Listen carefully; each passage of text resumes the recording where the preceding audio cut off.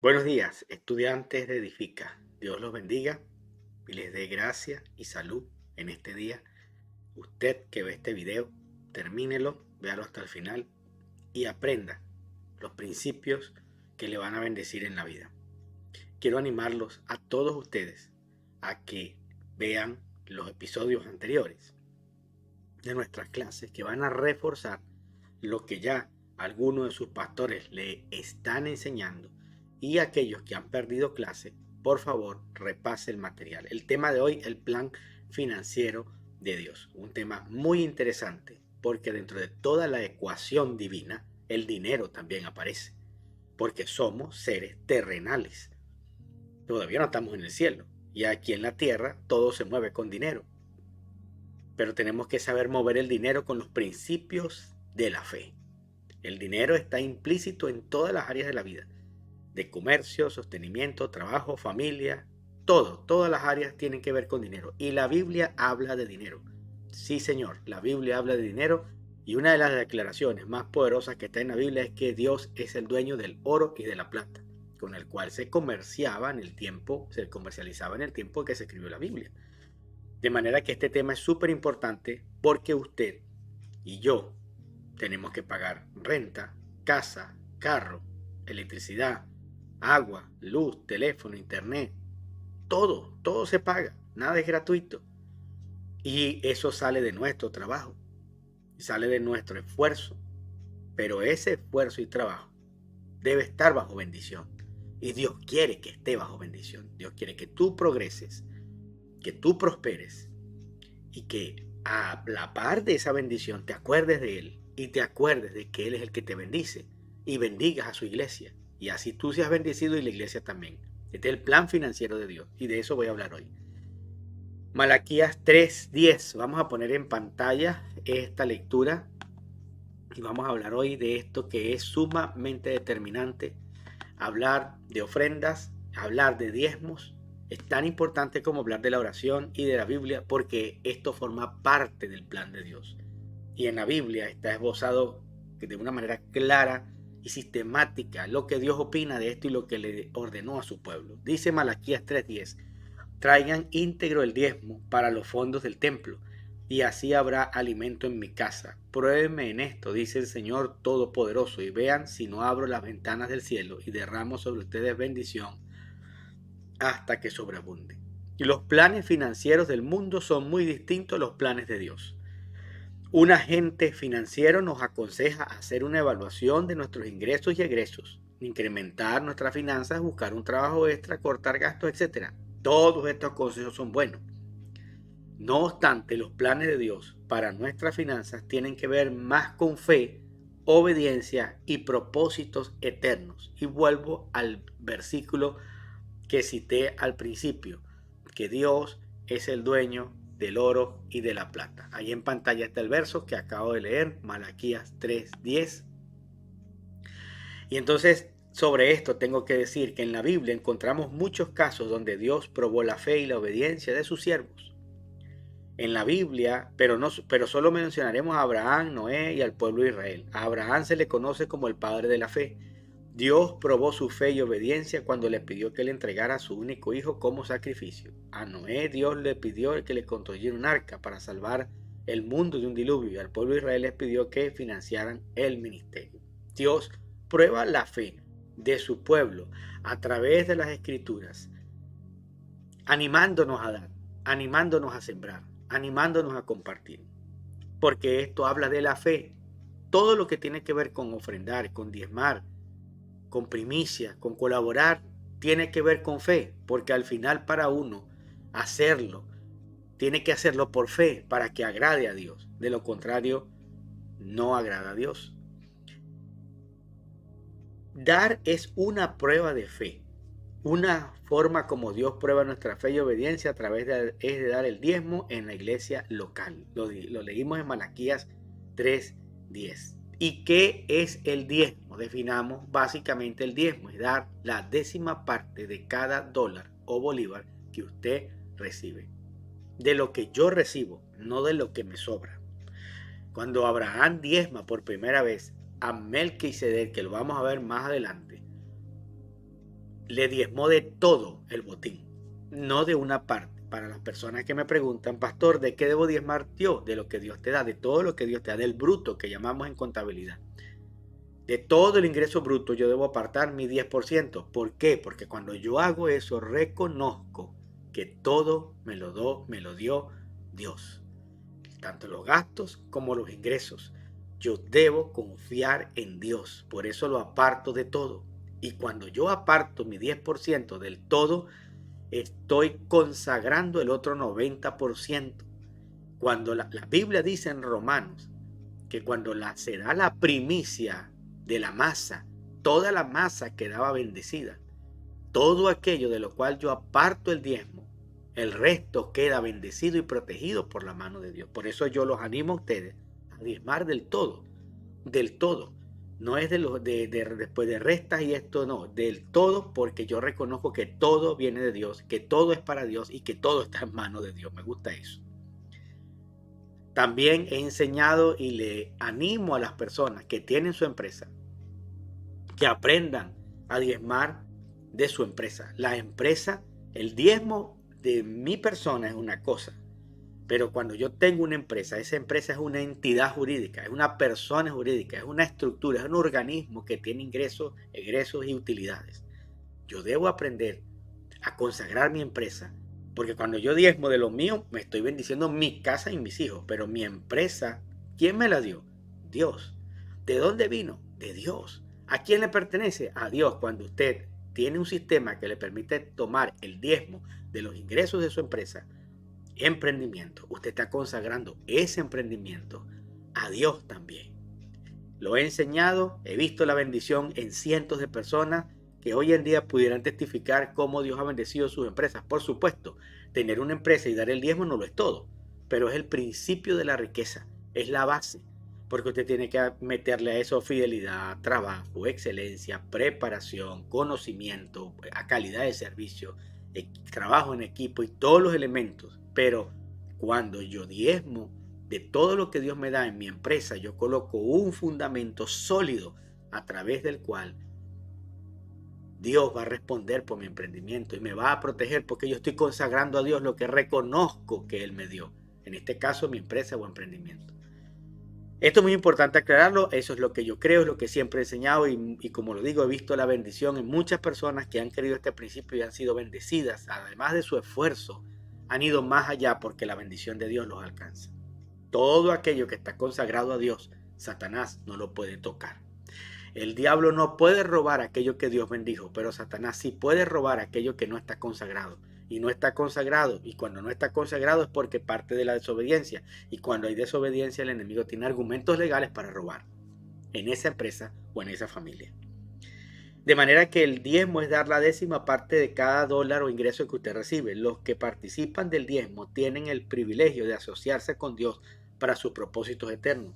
El diezmo del Antiguo Testamento fue un atributo dado por Dios con el fin de cubrir las necesidades de los levitas, cubrir los gastos del templo y ayudar a los necesitados. Entonces vamos a estudiar ahora, se oyen y se hablan muchísimas cosas, pero debo definir hoy tres propósitos de lo que es el diezmo. No estamos hablando de la ofrenda. El diezmo es un pacto con Dios. La ofrenda es la dádiva voluntaria y espontánea que yo le doy a Dios.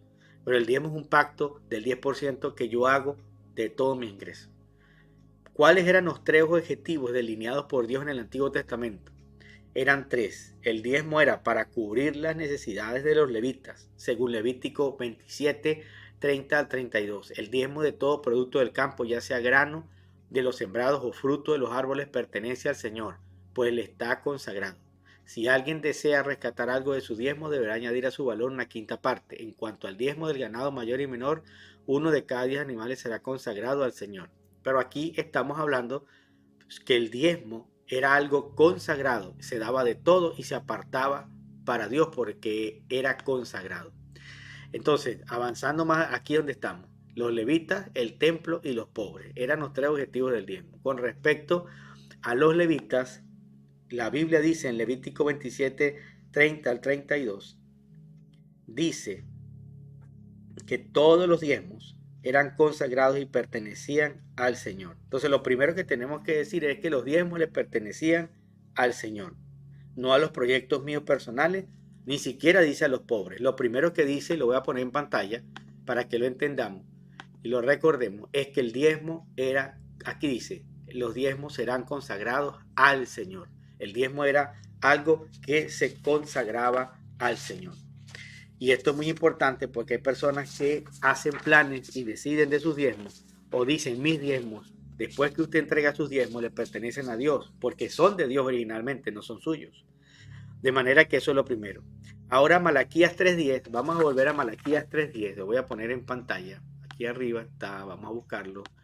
Que quiero buscar esa cita para mostrarles esto. De acuerdo con este pasaje, ¿a dónde se debe llevar el diezmo? Lea conmigo, dice, traigan íntegro el diezmo para los fondos del templo o el alfolí, dicen otras traducciones. No es para una iglesia necesitada, para una radio o televisión o es para una iglesia local, donde usted se congrega, donde usted le predican, donde usted lo discipula, donde usted lo liberan, donde le cuidan sus hijos, donde usted va todos los domingos, ahí debe dar su diezmo, porque es donde usted come espiritualmente y recibe cobertura espiritual. Esto se tiene que enseñar porque para que esto sea efectivo y traiga bendición en su vida, tenemos que hacerlo a la manera de Dios. Tenemos otro elemento aquí que tenemos que analizar. Mateo 23, ya vamos a entrar con los objetivos de los usos del diezmo, pero antes quería enfocarme en estos versos. Que en Mateo 23 dice: ay de ustedes, maestros de la ley, fariseos, hipócritas, dan la 10ª parte de sus especias, la menta, el anís y el comino, pero han descuidado los asuntos más importantes de la ley, tales como la justicia, la misericordia y la fidelidad. Debían haber practicado esto, o sea, la justicia, la misericordia y la fidelidad, sin descuidar aquello. ¿Qué es aquello? Lo primero que Jesús nombró, el diezmo que ellos practicaban. De acuerdo con este pasaje, ¿qué es lo que Jesús dice que los fariseos debían practicar? El diezmo. Debían practicar la justicia, la misericordia y la fidelidad. Pero ¿qué era lo que no había que descuidar? Los diezmos que ellos estaban dando. De manera que en este verso, mis queridos estudiantes y hermanos, queda claro que Jesús no deslegitimó el diezmo. Jesús canceló otras cosas y lo dijo claro y específicamente. Jesús dijo, habéis oído ojo por ojo, diente por diente, yo os digo. Y dijo, si alguien te da por la mejilla, por la otra, ama a tus enemigos. Y hubo otras cosas que Jesús dijo, así se les enseñó, pero ahora yo les digo tal cosa. En este momento, Jesús pudo haber cancelado el diezmo, como algunos están predicando que el diezmo está cancelado, pero Jesús no lo canceló. Jesús dijo, síganlo practicando. Entonces, el diezmo era algo que hay que seguir practicando, pero no descuidar, como dijo Cristo, la misericordia, la justicia, la verdad, porque de nada sirve tampoco diezmar y dar mucha plata en la iglesia, pero portarse como una persona que no tiene a Cristo, sin amor, sin perdón y sin misericordia. No sirve de nada. Usted echa a perder su ofrenda. Entonces, 3 objetivos tenían el diezmo en la antigüedad. Los levitas, ahí está en la cita bíblica, usted la puede buscar en su casa. Números 18, 21, 24 dice: a los levitas les doy como herencia y en pago por su servicio en la tienda de reunión todos los diezmos de Israel. En el diseño del templo, que es el pensamiento de Dios, alguien te dirá, no, pastor, pero es que eso es el Viejo Testamento, pero es el pensamiento de Dios. Porque Dios no se quedó sin cerebro, es decir, Dios tiene hemisferio derecho y hemisferio izquierdo. Entonces estamos en el nuevo pacto, por lo tanto el hemisferio izquierdo, que es el Viejo Testamento, se atrofió. A Dios le quedó un hemisferio. No, así no se interpreta la Biblia. Hay que interpretar la Biblia de forma completa y buscarle a cada cosa su lugar y explicación de acuerdo al contexto, a dónde se dijo, a dónde se habló y de acuerdo a las transiciones entre el Viejo Testamento y el Nuevo Testamento, del Viejo Pacto y el Nuevo Pacto. Entonces, el pensamiento de Dios está ahí porque el diseño del templo lo dio Dios. Y en ese diseño, parte del diezmo era para que los levitas o sacerdotes del entonces se sostuvieran. Hoy en día, los sacerdotes de la iglesia son los pastores, evangelistas, profetas, maestros, son los que están ministrando, y aquellos que ministran en el altar, tal vez en otras áreas ministeriales y están dedicados al llamado del Señor, es justo que ellos también tengan participación del diezmo. Pero tampoco la Biblia dice que todo el diezmo es del pastor y las ofrendas, o sea, el diezmo y la ofrenda forman parte de la contabilidad de la iglesia de hoy. Y parte de eso es para el sostenimiento de los que ministran en el templo. Pero no todo, porque hay otros gastos Ahí vamos al templo, también para el templo. Éxodo 36:3 dice: y recibió de Moisés todas las ofrendas que los hijos de Israel habían traído para hacer la obra de construcción del santuario. Las ofrendas se usaban para el santuario, o parte de los ingresos también para el templo. Hoy en día la iglesia necesita pagar alquiler, luz, agua, teléfono, silla, sonido, técnicos, salarios, porque la iglesia de Cristo en la tierra necesita dinero. Y Dios tiene un plan a través del cual Él dice: si ustedes me dan sus diezmos y ofrendas para mi obra, yo les bendigo el otro por ciento de su vida y prospero su trabajo y hago que las cosas les funcionen. En otras palabras, cuando yo siembro para Dios también mi dinero como adoración y bendigo la obra de Dios en sus dimensiones, sacerdocio, bendigo a la iglesia para que el templo esté construido, para que haya material, para que hayan cosas que permitan a la iglesia funcionar, también Dios va a bendecir la fuente donde vienen esos recursos, que es mi trabajo. Entonces, esa era otra función del diezmo y la ofrenda, el templo. Y el tercero era los pobres. Deuteronomio 26:12 dice que era ayudar a las viudas, a los necesitados y a los huérfanos. Las ofrendas y los diezmos, escuche esto que es muy importante, que se lo quiero seguir compartiendo y leer tal cual como está aquí. Las ofrendas y diezmos requeridos de los creyentes del Antiguo Testamento hacían un total del 23% de sus ingresos. Oiga bien y aprendamos esto, porque la ignorancia bíblica, teológica, es la que tiene sometida a la iglesia a tantas limitaciones económicas por no practicar los principios que Dios estableció en su palabra. Escuche, las ofrendas y los diezmos requeridos a los creyentes del Antiguo Testamento eran el 23% en el Viejo Pacto. Entonces, algunas personas hoy te están predicando y te están diciendo que en el nuevo pacto no hace falta ofrendar, que en el nuevo pacto no existe el diezmo. Pero entonces también dice la Biblia que el nuevo pacto es mejor que el viejo pacto. Entonces, ¿cómo en el nuevo pacto yo voy a dar menos que los que estaban en el antiguo pacto? No tiene sentido, porque la gloria postrera, el nuevo pacto, será mayor que la gloria pasada, que es el viejo pacto. Entonces, si ellos daban el 23% del pueblo de Israel, usted puede decir que eran las leyes de Israel, que era la cultura de Israel, todo eso está bien, pero eran el pueblo de Dios antes de nosotros. Y ellos daban el 23%, porque al diezmo habían otras ofrendas que ellos participaban. De manera que si ellos daban el 23%, ¿cómo me va a decir en el viejo pacto, en la ley que no funcionó, que no fue frustrada, y esa gente se movía en el 23 y eran prósperos y les iba bien? Se levantó el templo y era un pueblo que en el desierto prosperaba. Entonces ahora en el nuevo pacto, ahora en la gracia, ¿quién dice que la gracia canceló el privilegio de los creyentes de dar también sus ofrendas y diezmos? ¿Quién lo dice? ¿Dónde dice la Biblia que está cancelado? No hay prueba teológica que las aporte, ni Biblia que lo diga. No hay una cancelación. Al contrario, debería ser más, porque estamos en el nuevo y mejorado pacto que nos metió al cielo. ¿Cómo no ser agradecidos y cómo no sembrar y colaborar en la iglesia de Cristo, victoriosa, a la cual pertenecemos? En el Nuevo Testamento, la iglesia primitiva practicó el concepto del diezmo, pero Pablo utilizó otra palabra. Él hablaba de ofrenda abundante en vez de diezmo. Esta era una aportación voluntaria de los creyentes que entendían el plan financiero de Dios para establecer su reino. Segunda de Corintios 9:6 dice: el que siembra escasamente cosechará, y el que siembra en abundancia cosechará, refiriéndose en contexto completo del capítulo a las ofrendas.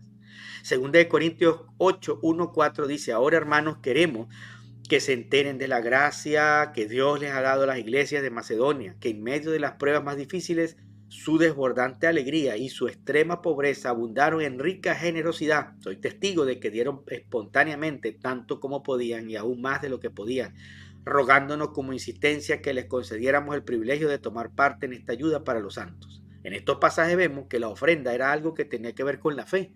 El reino de Dios es un reino de fe. El sembrador siembra con fe, porque la semilla esperando recoger frutos abundantes en el tiempo de Dios. Todo sembrador lo hace por fe, porque una persona que siembra no sabe si eso va a dar frutos, si un sembradío va a producir, lo siembra y cree que va a funcionar. Entonces aquí la Biblia en Corintios, para hablar del Nuevo Testamento ahora, te habla de estos términos: ofrendas abundantes. Y lo mejor es que dice, refiriéndose esta escritura a ofrendas, que fue abundante de esta iglesia que tenía necesidad, ellos más bien rogaron que querían ofrendar. ¿Por qué? Porque ellos sabían que detrás de ese principio había bendición, la cual ellos necesitaban. ¿Fue espontánea? Sí. Las ofrendas y los diezmos no son obligados. Número uno. Las ofrendas y los diezmos no te meten al cielo. Las ofrendas y los diezmos no hacen que seas más un hijo de Dios. Pero las ofrendas y los diezmos son expresión de adoración que te conectan a las bendiciones en el cielo que están reservadas para aquellos que se mueven en esa dimensión. Y la iglesia del Nuevo Testamento lo practicaba. Y esto echa por tierra, más otros versículos de predicadores que te están enseñando que no se recogió ofrenda, que no se hablaba de ofrenda. Claro que en el Nuevo Pacto también se habló de ofrenda. Pablo recogió ofrenda, Pablo recibió ofrendas y Pablo habló del poder del dar. Y el evangelio, en la Biblia está, y Cristo tenía un contable que era Judas Iscariote, que era el que llevaba sus finanzas, por lo tanto sí recogían dinero, porque Jesús y sus discípulos comían, bebían y se vestían. ¿De qué iban a sostenerse? ¿Y su familia de dónde?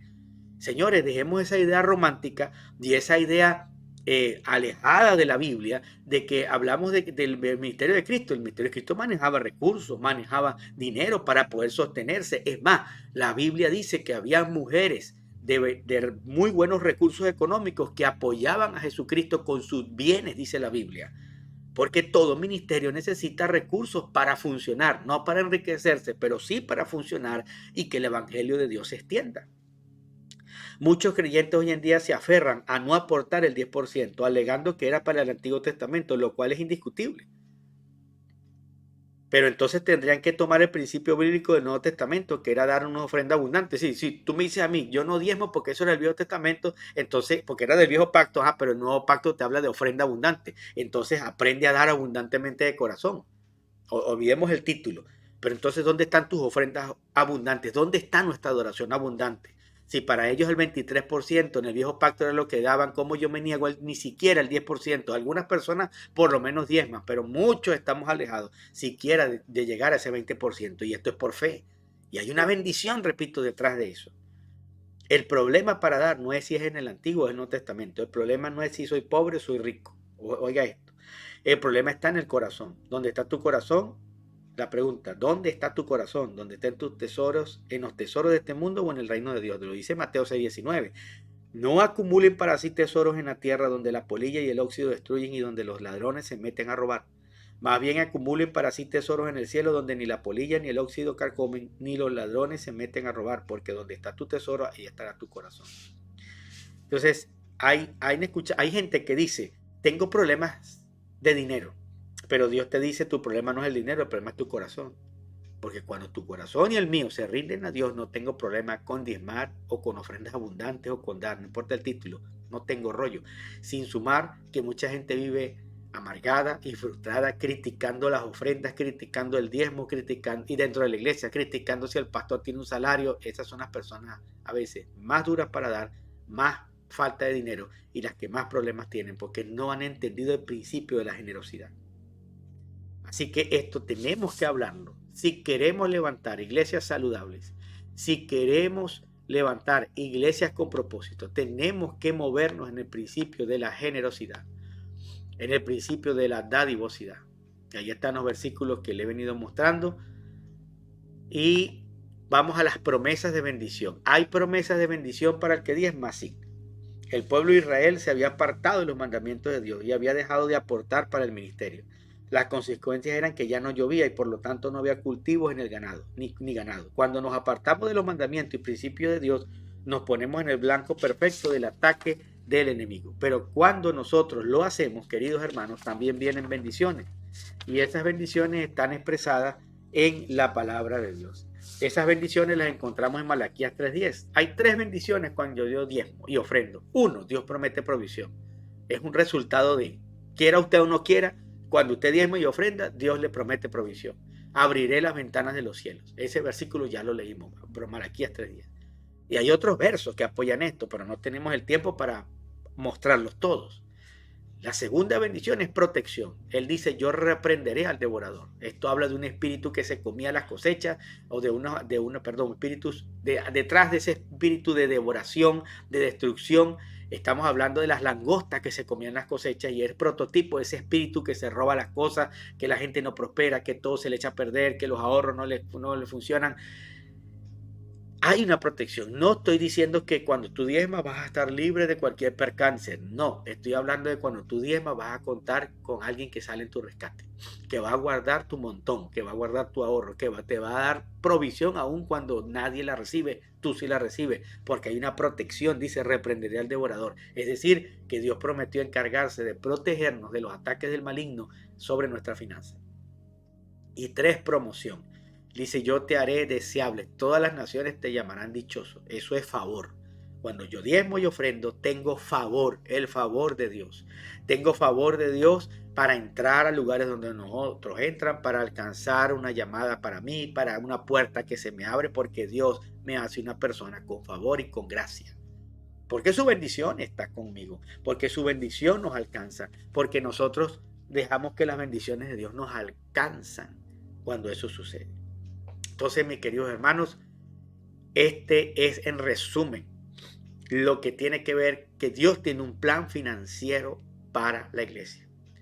La iglesia pueden hacer muchas cosas para recoger dinero, pero no puede pasar la vida una iglesia vendiendo cosas para recoger dinero, porque ¿qué tiempo le dedica a su verdadera misión? Evangelizar, discipular, ganar almas, orar. Si la iglesia está ocupada es vendiendo un jugo para poder pagar los gastos. Yo no digo que no hayan temporada, pero no puede ser la vida de la iglesia. El plan de Dios es, mi pueblo trabaja, me honra con su dinero y yo prospero la obra de su trabajo para que podamos avanzar. El plan de Dios es que tú seas dadivoso para Dios poder bendecir todo lo que haces y emprender tus empresas, incluso tener esa bendición como la tuvo Abraham y ser libre del faraón, porque tú eres tu propio empresario. Yo tengo que asegurar esa bendición de Dios para mi vida, cuando doy, cuando ofrendo, cuando colaboro. Hay varias instrucciones que debemos tener claras. Número 1, los pastores que están dedicados al ministerio tienen derecho a un salario. Claro que sí, ya vimos que parte de la función de los diezmos era sostener a los sacerdotes, pero eso no se quedó. Hay gente que dirá, no, lo que pasa es que eso fue en el Viejo Testamento. No, en el Nuevo Testamento Jesús mismo lo dijo, los que anuncian el evangelio vivan del evangelio. Pablo dijo, no le pongan bozal al buey que trilla, todo obrero es digno de su salario. Eso está en las escrituras, hasta Cristo lo dijo, hasta Jesús lo dijo, de manera que es bíblico que un pastor tenga un salario. Por supuesto, la iglesia tiene que haber crecido, tiene que tener recursos, ser administrados transparentemente, porque toda iglesia, atención, se tiene que volver autosostenible. Yo creo que una iglesia después de 3 años de establecida tiene que ser autosostenible. Si no, algo anda mal y hay que revisarlo. Porque una iglesia no puede vivir todo el tiempo de donaciones y donaciones y donaciones. Tiene que ser autosostenible. Sus ingresos tienen que ser más que sus gastos y poder funcionar. Y Dios va a bendecir ese trabajo. Pero todo pastor tiene derecho a un salario. Toda iglesia debe tener un comité de finanzas que vele por el ingreso, que vele por la finanza. El pastor o los pastores comandan y son gerentes y toman las decisiones, pero tienen que tener a alguien que por lo menos dé fe de que lo que se está recogiendo está en el lugar correcto, de los montos que se recogieron, y tener, si es posible, una posibilidad de una cuenta de banco a nombre de la iglesia. Eso es orden. Dios bendice el orden. Las ofrendas de la iglesia no son la caja chica de ningún pastor o pastora. Eso es antibíblico y es tóxico. Un hombre, pastor o apóstol o como se llame, no puede tener la finanza 100% para él. Tiene que hacer una distribución equitativa, donde esté su salario, donde estén los gastos y donde estén las ayudas, donde esté todo el proceso. Pero hay extremos que quiero denunciar. Hay un extremo que es iglesias que recogen mucho dinero y todo lo gastan en el templo. Y a pesar de que recogen muy buen dinero y tienen un pastor que es un hombre de Dios, no le dan ni nada. Y el pastor tiene que tener 5 trabajos para sostener la iglesia bien alimentada espiritualmente, pero ya la iglesia creció. Pero todo lo gastan en sillas, alfombras y micrófonos. Eso no es de Dios tampoco. No es bíblico. Y ofende a Dios. También está el otro extremo. Todo lo que entra es para el salario del pastor. Entonces, si se recogieron $1 millón de diezmo, es $1 millón de diezmo para el pastor. Eso no es bíblico. Eso es un abuso. Porque todo ese equilibrio trae corrupción. Otro punto es que el pastor es que tiene su dinero y nadie ni siquiera tiene para que anoten. No, usted tiene que tener una mini junta. Una mini junta para que den fe, sí, eso fue lo que se recogió y se está usando correctamente. Eso tenemos que hablarlo claro. A toda nuestra iglesia se tiene que... No importa que lo que usted recoja sea insignificante. El que es fiel en lo poco, Dios lo pone en lo mucho. Estas cosas tienen que hablarse. porque tenemos que hacer equilibrio. Tampoco está el otro extremo. La iglesia no es una alcaldía. La iglesia no es un centro de beneficencia social. Todo lo que entra, entonces todo se tiene que hacer es ayudas sociales. Es un equilibrio. Ya lo vimos, el uso, el sostenimiento de los sacerdotes, el templo y los pobres. Parte del presupuesto de la iglesia, cuando lo tiene, debe también buscar cómo ayudar a la comunidad o ayudar a sus propios fieles, porque a veces se quiere ayudar a la gente de la comunidad, pero los propios fieles hay gente en la iglesia en necesidad. Tampoco la iglesia es la que Dios escogió para ponerle salarios a los fieles, a todos. No, hay gente que trabaja en la iglesia y merece una bendición económica. El pastor que está respondiendo por esa iglesia, los que trabajan con él, cuando ya la iglesia crece, porque al principio no hay plata ni para pagar el agua ni la luz. Todos empezamos de cero. Y algunos de nosotros todavía donde estamos no tenemos ni siquiera todavía un salario realmente como dice la Biblia, sino ayudas. Pero hay que seguir la obra de Dios porque esto no es por plata, esto es por amor. Y algunos tenemos que trabajar y hacer otras cosas. Nosotros, a pesar de toda nuestra trayectoria y todo esto, aquí donde estamos tenemos que hacer otros trabajos para sostenernos. La iglesia no nos puede sostener 100%, llegará el momento, si seguimos creciendo, creemos en el principio. Pero al principio uno tiene que trabajar, buscar otro trabajo, atender la iglesia, y la iglesia, a medida que vaya creciendo, va bendiciendo el trabajo del pastor para que el pastor esté dedicado y enfocado en el ministerio, porque hay personas que piensan que ser pastor o tener una iglesia es un hobby.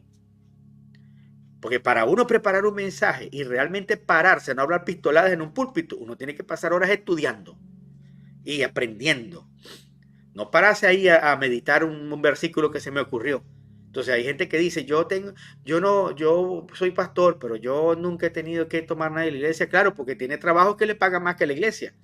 Y obvio que hay gente que se apega al dinero y no va a dejar su trabajo porque la iglesia le está pagando menos. Entonces dice, bueno, yo pongo ahí a la gente, esa iglesia funciona, subsiste. Pero cuando un hombre se dedica al llamado de Dios, esa iglesia lo va a sostener de parte de Dios. Pero tiene que haber equilibrio y tiene que ser saludable la relación financiera de la iglesia con su pastor y del pastor con la iglesia, y tener siempre gente que vele por el todo. Porque que un hombre tenga todo el poder no es bueno. Nosotros tenemos gente que anota las ofrendas, que firma cuando recogen las ofrendas, cuánto se recogió. Lo teníamos cuando era poco y lo tenemos ahora que hay un poco más. Hay una cuenta, está el nombre de la iglesia, se revisa anualmente el presupuesto, se chequean nuestros balances por el distrito. Dar cuentas es un principio de bendición. Entonces, mi querida iglesia, resumo el tema.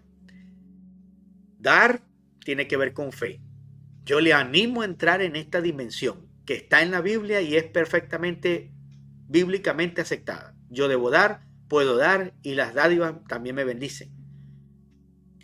Practicar el diezmo y la ofrenda es bíblico. Y a continuación me voy a despedir y voy a dejar un video que responde a la pregunta: ¿son bíblicos los diezmos en el Nuevo Testamento? Aquí viene la respuesta. Es una de las mejores respuestas que he encontrado y que yo les recomiendo verla, ponerle mucha atención para quitar esta mentira que muchos están enseñando, hasta gente famosa, que el diezmo está abolido. Lo que tenemos que sacar de nuestra mente es la miseria, la pobreza. Lo que tenemos que sacar de nuestra mente es la tacañería, porque este argumento le gusta mucho a la gente que no da. Pero la gente que da no tiene que ver cómo se llame, diezmo, ofrenda, da abundantemente, porque sabe que Dios lo bendice, y da a Dios porque ama a Dios espontáneamente. Vamos a orar por ustedes y por sus trabajos. Padre, en el nombre de Jesús, desata la fe de este pueblo. Desata la fe de la iglesia, desata la fe de los ministros, desata nuestra fe, desata las finanzas de Misión Cristiana, desata las finanzas de Espíritu Santo en cada hogar. Levanta empresarios, levanta gente con propósito, levanta gente próspera. Renunciamos a la maldición de la pobreza, de la escasez, de la estrechez. En Cristo somos más que vencedores. Declaro recursos para los pastores, para la iglesia y para los fieles, y que todos crezcamos en Cristo Jesús. Señor, y dale fe al que no ha podido dar. Enséñanos a tener fe, a creer en el dar y saber que cuando damos, tú vendrás siempre en nuestro rescate, porque bendecimos tu obra. En el nombre de Jesús. Amén y amén. Dios los bendiga. Y a continuación el video. Recuerde que esta es la clase número 7. Nos queda una clase, la última, que esta clase la verán ustedes presencialmente con sus pastores. Dios los bendiga grandemente. La siguiente consulta dice: Pastor, ¿el diezmo es bíblico para nuestro tiempo o únicamente para el antiguo? Sí, es que eso es, habrá que explicarlo bien y me voy a tomar unos segunditos de este tiempo. porque algunos dicen que era solo para Israel. Déjenme que deje conectado aquí. Entonces, tenemos que hacer una línea de tiempo para poderlo ver bien. Entonces, esto a mí me va a llenar de bendición, y espero que a usted también, para ver una línea de tiempo. Ok. Entonces, en la línea de tiempo aparece en Génesis capítulo 14, creo que es verso 18, Germán. Vamos a ver. Aparece por primera vez, aparece la palabra diezmo. Es la primera vez. La primera vez aparece la palabra diezmo. Les ruego que tomemos este punto muy importante. Entonces aparece por primera vez la palabra diezmo. Y los que están aquí son un sacerdote de Melquisedec, es el que aparece aquí. Aparece Melquisedec, se le aparece Melquisedec. 14:20, ok. Y entonces aparece aquí Abraham. Entonces cuando vemos este pasaje de la Escritura, nos damos cuenta que Abraham viene de una batalla, viene de recoger un botín, obviamente, que tuvo una victoria. Y cuando él está, de pronto, delante de él aparece este sacerdote del orden de Melquisedec. Y note que el sacerdote del orden de Melquisedec lo que hace es que le da pan, le da vino. Miren los elementos, pan y vino. Y aparte lo bendice. Cuando Abraham recibe del sacerdocio de Melquisedec pan, vino y bendición, sin que nadie le diga nada, Abraham diezma. Entonces, en ese sacerdocio de Melquisedec no se mira que hubiera maldición, ahí lo que hay es bendición. Y entonces eso obviamente marcó, no que haya marcado la riqueza de Abraham, porque Abraham ya era rico, pero yo puedo decir algo, era rico porque él sabía el principio universal de riqueza. Ahora, voy a cambiar de esto. ¿Por qué? Porque entonces, después de Abraham, usted se va a dar cuenta que pasa algún tiempo. ¿Por qué? Porque Abraham tuvo a Isaac, Isaac tuvo a Jacob, Jacob tuvo a los 12 patriarcas. Entonces, solo quiero que noten algo, que entonces solo Abraham, ¿a qué edad tuvo Abraham a su hijo Isaac? A los 100 años. Isaac, ¿a qué edad tuvo a Jacob? A los 60 años. Isaac se casa a los 40 y tiene hijos hasta los 60 años. Imagínense cuánto tiempo pasa, cómo va el tiempo. Jacob tiene a sus 12 hijos, a sus 12 patriarcas. Guarde esto. Y entonces se van a Egipto, donde usted recordará que estaba José. Entonces ellos venden ahí, ¿verdad? Y entonces José está ahora en Egipto. José está ahora en Egipto. Note que después de que José está en Egipto, entonces ellos reciben su bendición, llegan ahí. José, usted se recordará que les abre todo, tienen ahí su propia ciudad y se desarrollan. Pero entonces se muere José, pasa el tiempo y dice que estuvieron 430 años. Entonces por eso es importante que pongamos que ahora hubo 430 años. Después de esos 430 años aparece Moisés. Mire qué cosa. Y cuando levantan a Moisés, después de 400, mire 400, 100, 40, mire los años que van. Entonces cuando aparece Moisés y salen se abre el Mar Rojo y salen de ahí, van al monte Sinaí. Y en el monte Sinaí le dan la ley, aparece la ley y aparece el diezmo levítico. Entonces esto va, aparece todo este tiempo de la ley y esto va hasta que el Señor aparece y se cambia la ley.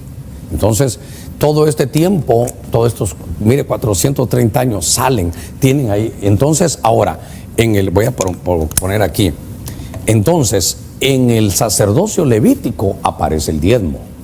Note, sacerdocio levítico, voy a poner aquí, sacerdocio levítico.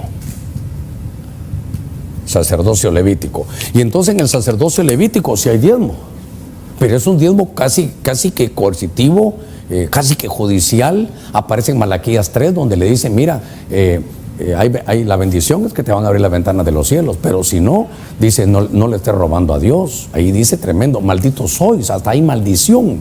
Entonces, en este diezmo, sí hay una maldición para el que no lo da.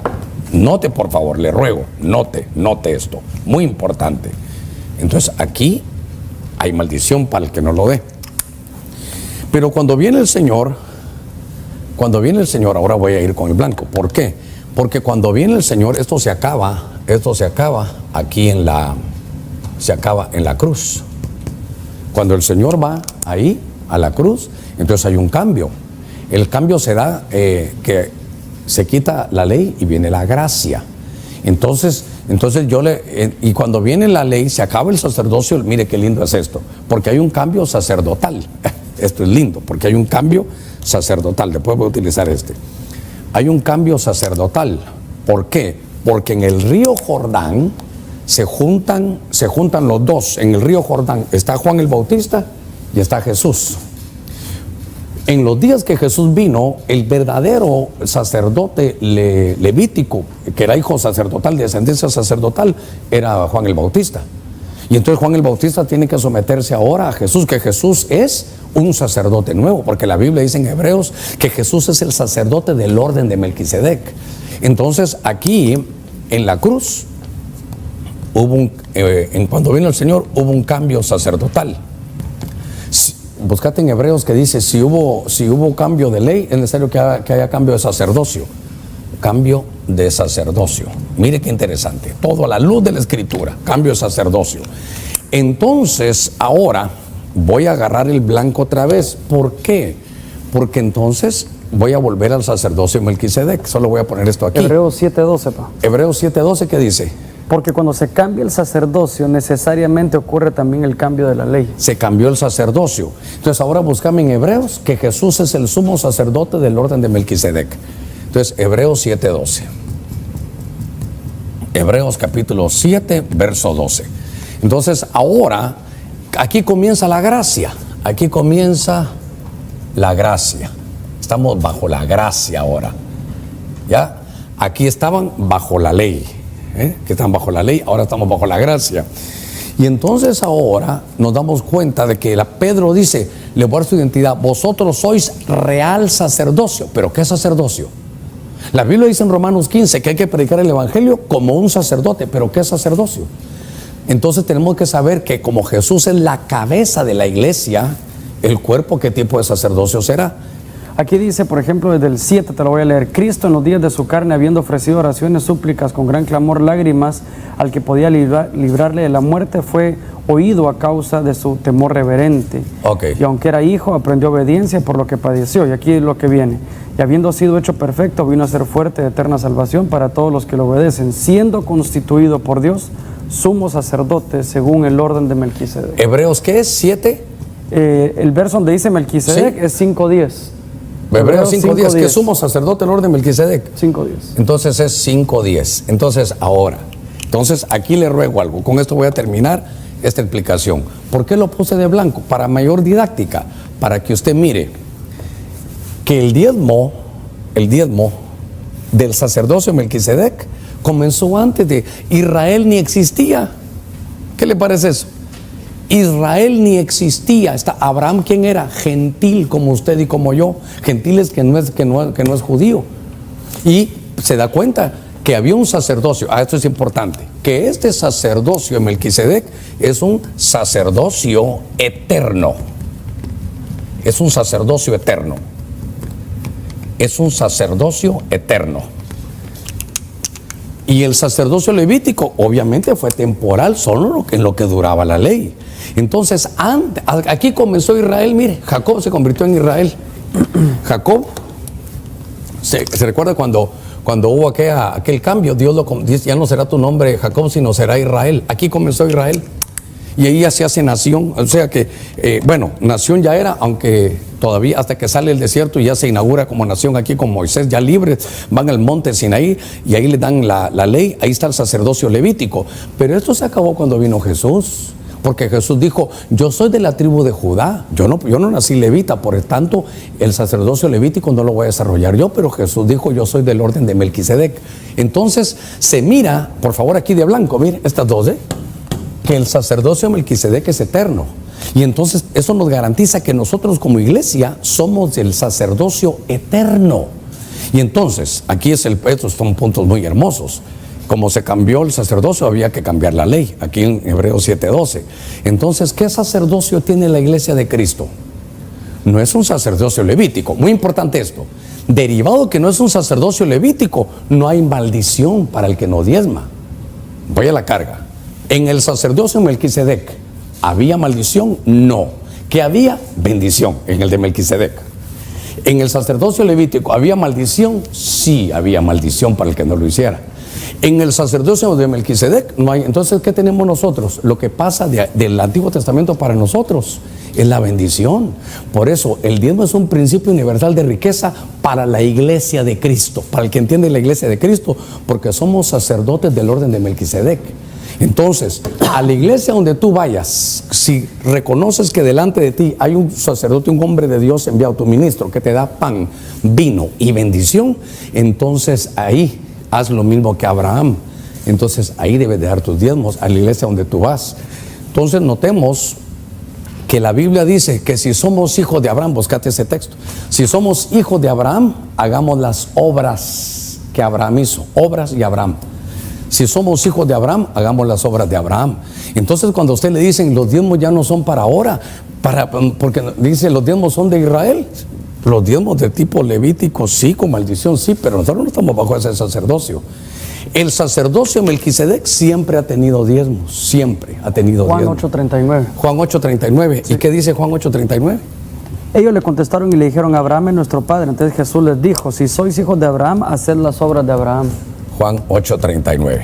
Entonces, si nosotros somos hijos de Abraham, y obviamente somos hijos de Abraham, porque la bendición de Abraham son para nosotros, ¿cómo nos conectamos? A través de Cristo. Todas las bendiciones que le dieron a Abraham. Por eso la gente dice, no pastor, esa bendición es para Israel.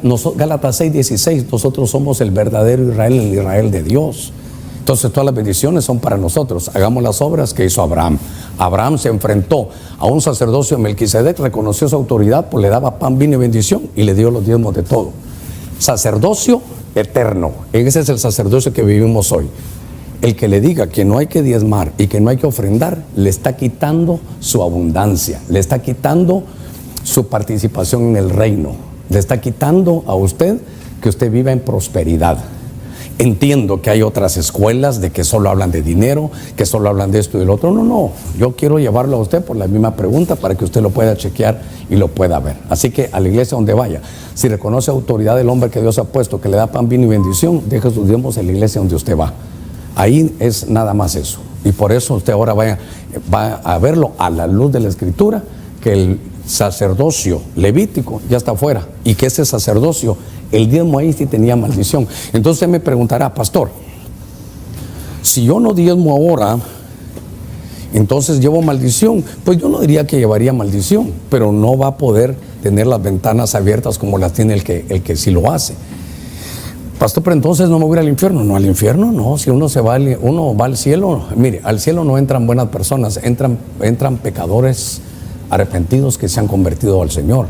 Entonces creo que si lo entendemos bien a la luz de la Escritura, vamos a quedar con un entendimiento perfecto de lo que es a la luz de la palabra.